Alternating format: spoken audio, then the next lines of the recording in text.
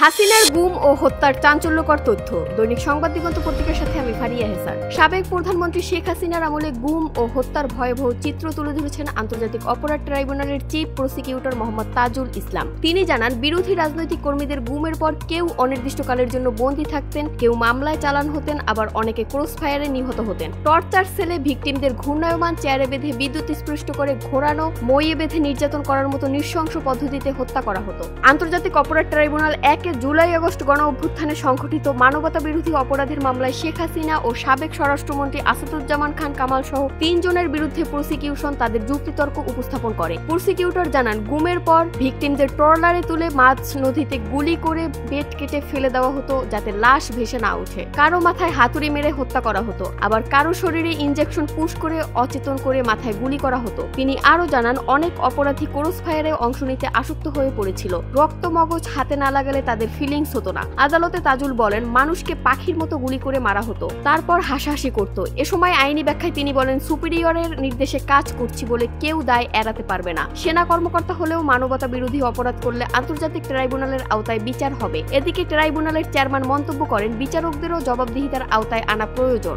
জনগুরুত্বপূর্ণ মামলা পরে থাকলেও অনেকেই দায়িত্ব পালনে ব্যর্থ হচ্ছেন। এমন অবস্থার পরিবর্তনে জবাবদিহির ব্যবস্থা থাকা জরুরি।